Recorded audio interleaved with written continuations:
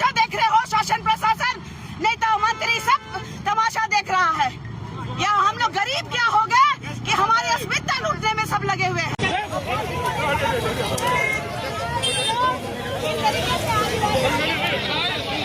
देखें वो फिर से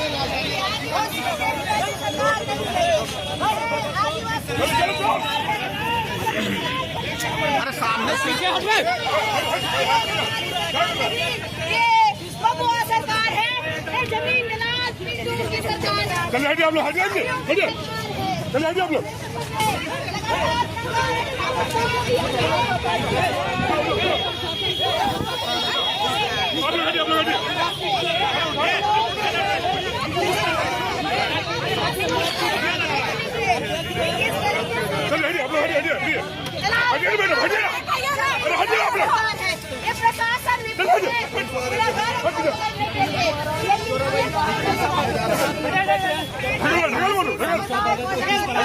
टैंकर के ले जाया जा रहा है द्वारा, आप देख सकते हैं। देखिए किस तरह से धक्का मुक्की कर करके किसी तरह खींचतान करके निशा भगत को अंदर और सारे लोग मिल करके जो है निशा भगत को बैठाने का प्रयास कर रहे हैं। गरीब आदिवासियों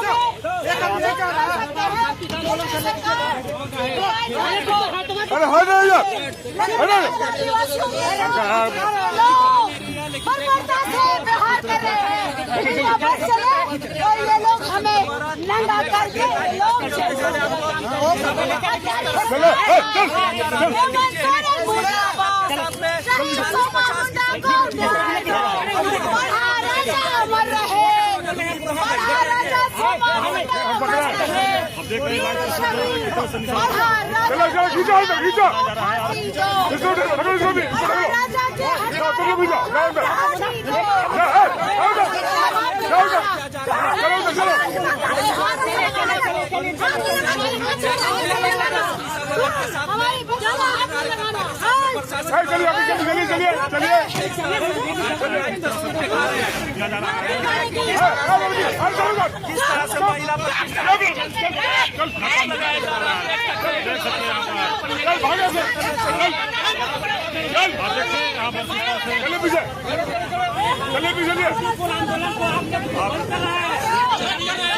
झारखंड राज्य में अगर कोई हिंदू मुस्लिम सिख ईसाई के जो सबसे बड़े ओहदे में बैठने वाले, चाहे हिंदुओं के पंडित हो, चाहे ईसाइयों के चर्च के फादर हो, चाहे कार्डिनल हो, सिस्टर फादर हो, चाहे आप देख लीजिए कि ईसाई समुदाय के लोग जिस तरीके से अपना आदिवासियत का बात करते हैं वो भी नहीं दिखाई दे रहे हैं।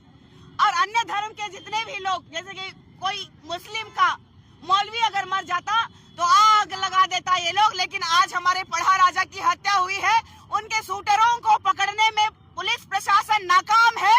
ये झारखंड सरकार आदिवासियों की हत्यारी सरकार है और पूरी सुनियोजित चाल के साथ आज जो है झारखंड बंद को विफल करने का और आदिवासी अस्मिता को चोट पहुंचाने का इन लोगों का सबसे बड़ा षड्यंत्र है। ये सरकार निकम्मी सरकार है, ये प्रशासन निकम्मी है। यहाँ की जो सरकार अगर नहीं चला पा रही है, आदिवासी जमीनें नहीं बचा पा रही है, हमारे लोगों का जान नहीं बचा पा रहा है, तो उसको अविलंब ये झारखंड का जो मुख्यमंत्री का गद्दी छोड़ देना चाहिए। नहीं तो हम लोग कम ही सही लेकिन नेपाल की तरह अपना झारखंड को लेना जानते हैं। मैंने कहा है कल से ही कि हम लोग गुलगुलान करना शुरू कर दिए हैं। हम गरीब क्यों नहीं सही, लेकिन इस देश के मूल मालिक आज रास्ते पे उतर आए हैं। लेकिन यहाँ की सरकार को जू तक नहीं रेंग रही है। यहाँ के सरकार के द्वारा इर्द गिर्द देखिएगा, हेमंत सोरेन के इर्द गिर्द ही हमारे हत्यारे घूम रहे हैं। देख लीजिए कि जमीन माफिया है, भूमि माफिया है जिसको कहते हैं। आप देखिए कि बालू माफिया है, कोयला माफिया है। ये सरकार के इर्द गिर्द दो लोगों का नाम प्रखरता से आते रहता है। एक सूर्य नारायण हांसदा भाई का फेक एनकाउंटर में पंकज मिश्रा का नाम प्रखरता से आया, जो माननीय मुख्यमंत्री जी के विधायक प्रतिनिधि हैं। दूसरा आप देख लीजिए कि अभी जो जयरप्पा के जमीन में आ रहा है पिंटू का नाम, जो कि सबसे खास आते हैं हेमंत सोरेन जी के। और ये लोग सिर्फ और सिर्फ लिपापोती कर रहे हैं। सीओ जो भी करप्ट सीओ है यहाँ पे, उनके साथ मिल करके हमारे महान बिल्कुल मुख्यमंत्री के सरकार के बारे बोल रहे हैं। सलाहकार के बारे, पिंटू के बारे बोल रही हूँ, जो कि लगातार उनका भी नाम आया है कि वहाँ की जमीन में उनका नजर है, क्योंकि ऑन रोड है। आदिवासियों की जमीनों को हड़प नहीं पा रहे हैं ये लोग, तो असंवैधानिक तरीके से हमारी हत्याएं करा रहे हैं। अगर शूटर्स पकड़े जाते तो हम कहते कि आदिवासी हितैषी सरकार है, लेकिन आदिवासियों को लगातार झूठ का सामना करना पड़ रहा है, छल रहे हैं ये।